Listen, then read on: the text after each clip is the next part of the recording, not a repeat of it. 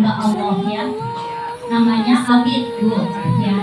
Abid ini tinggalnya di atas bukit ya yang sangat tinggi dan dikelilingi oleh lautan Bu.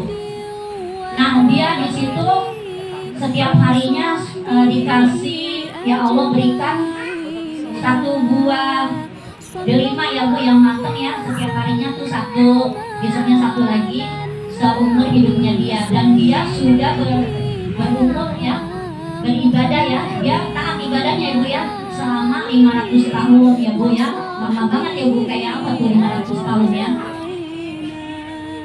Terus Bu sebelum dia meninggal dia pesan, dia minta sama Allah supaya waktu meninggal dia dalam keadaan bersujud.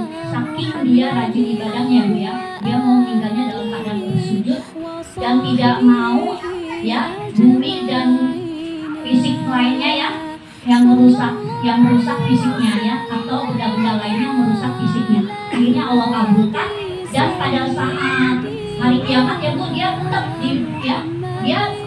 ya dalam keadaan bersujud ya Bu ya. Nah singkat kata ya, di hari akhir ini ya dia masuk surga, dan Allah berfirman ya Bu ya, yang intinya masuklah kamu anggapku ke dalam surga berkat rahmatku.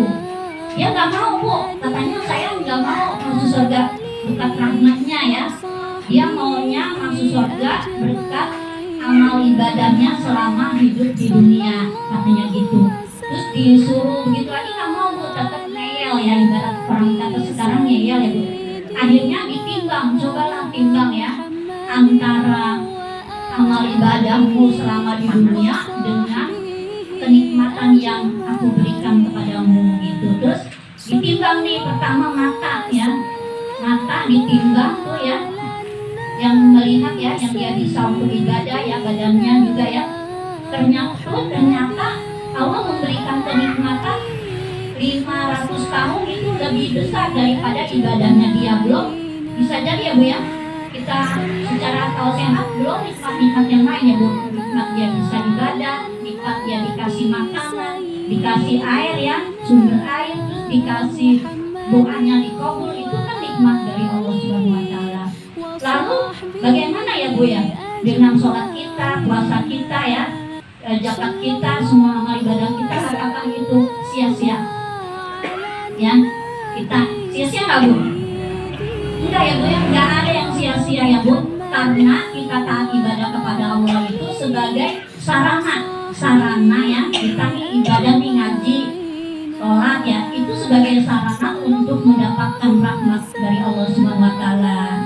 Jadi kalau kita ingin mendapatkan rahmat dari Allah Subhanahu wa taala ya Bu ya, kita pertama taat kepada Allah ya dan Rasulnya ya, sebagaimana dikatakan dalam firman Allah ya, surat Al-Imran ayat 132 ya Bu. Bismillahirrahmanirrahim.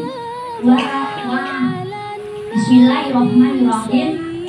Wa ati'u ya, wa ati'u Rasulullahu ya, la'allakum turhamun, yang artinya taatlah kepada Allah dan Rasulmu agar kamu mendapatkan rahmat ya.